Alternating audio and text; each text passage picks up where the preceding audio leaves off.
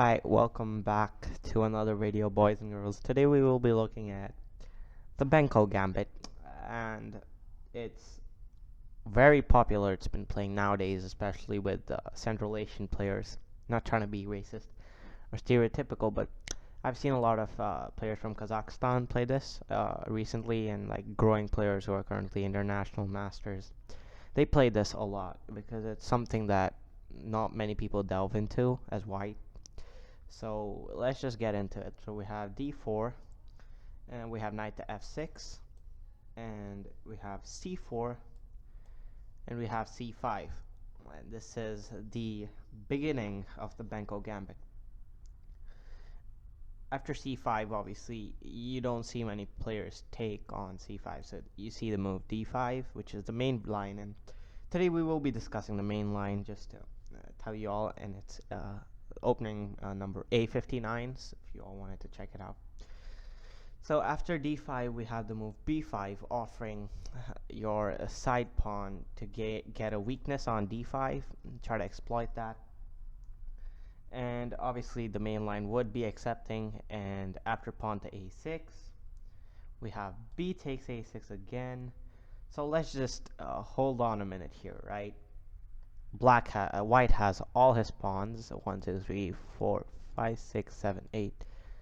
Black has 6 of his pawns, and you might think you're gonna take here, but that isn't gonna be the case. You're gonna be playing the move pawn to g6, and this kind of order of moves doesn't allow white to play the b3 variation, which is kind of what do you call, very prominent. But if you guys want, you can always take this. You're gonna have same line arising, but b3 will be a variation. But with g6, that's something you avoid. So on g6, you have knight to c3, and here you play bishop takes a6 finally. And here white has two options. He either goes g3 or he goes e4, which is the main line. So as I was saying, we will be discussing the main line, but I just wanted to tell you guys, you don't need to worry. I will be covering the other lines as well. So y'all don't need to worry about that. So I just flipped the board here. So you have e4, and looking at this move, you might say that what is white trying to do? I mean, he just broke his castle, right? But that is the line, and that's why it's recommended, because there's nothing bad happening in this position. After bishop takes f1, king takes f1. Now I have the move d6, to stop any push of e5 of any sort. And now you have g3, and after bishop to g7, we have king to g2, getting your king to a little safe square, castle, knight to f3, knight to d7, and here we have rook to e1. He's trying to, his main goal is to push this. He wants to push it bad. No matter what. So he wants to do it. And here you play the move queen to a5. Obviously, he goes along with his plan of e5. Although h3 is also a move that's seen a lot, because it kind of avoids, this knight g4, knight e5 idea.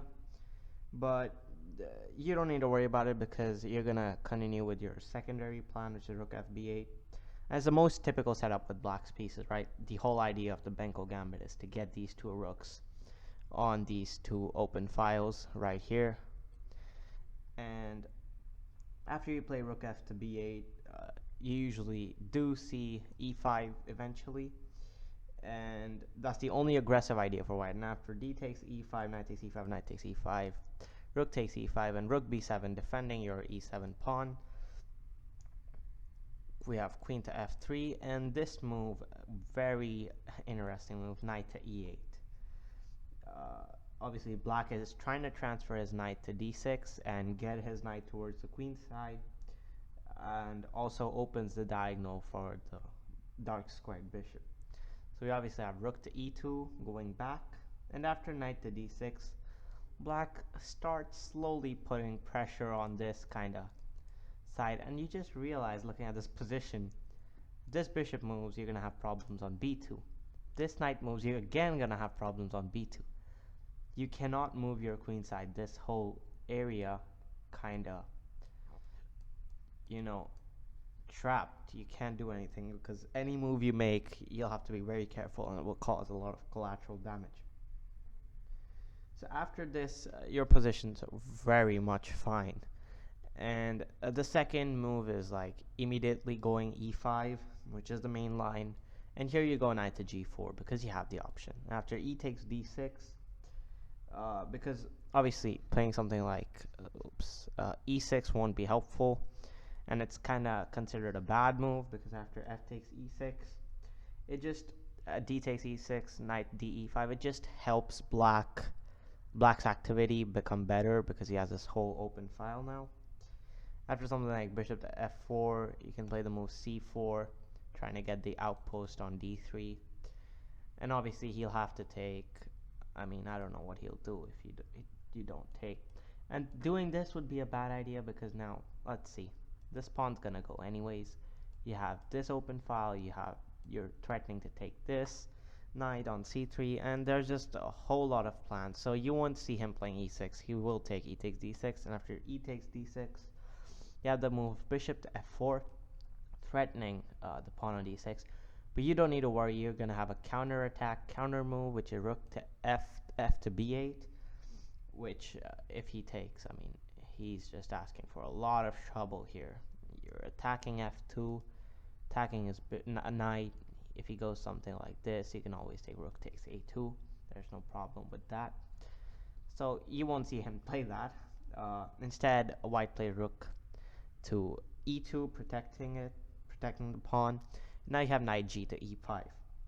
Knight to e5, knight to e5, bishop takes e5, and after bishop takes e5, you see black is a pawn down, but he has a lot of play, and that's why this position's kind of an initiative. So you have a lot of initiative. So the whole idea of this opening is that you sacrifice a pawn for initiative, which is something black usually doesn't get in any game because white's always in control. He always has the tempo. So playing this opening, just I'd like to tell y'all, playing this opening, you need to be a little dynamic again, and that's what I say with any opening. You can't always be living safe and playing passive. You can't do that. You have to sometimes get out of your comfort zone. You gotta play risky moves, risky but calculated, well calculated, and this is all the line.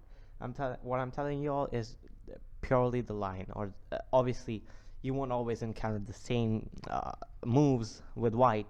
Sometimes he might do something different, and in that case your thought process gotta change.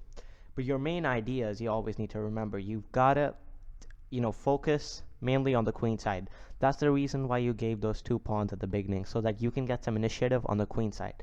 So these two pawns sacrifice themselves so that you can get open files, as well as breaking white's castle. So one more thing you would have realized is that, let's see, if we count the number of moves, white actually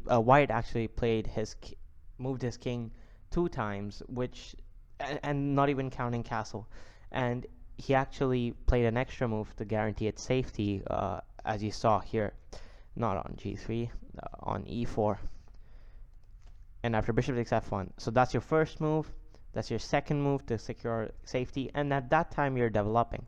Bishop to g7, king to g2, castle, knight to f3, and here you start making your plans. You can always take advantage of these 2 squares. You can always push the pawn and guarantee an outpost over here. Obviously, as I said, you can push the pawn. You can always exploit this square. You have plenty of ideas. You can, by moving your knight to g5, you're also opening this whole diagonal. You're kind of putting white's pieces in a zugzwang in the middle game, so it's a very weird position.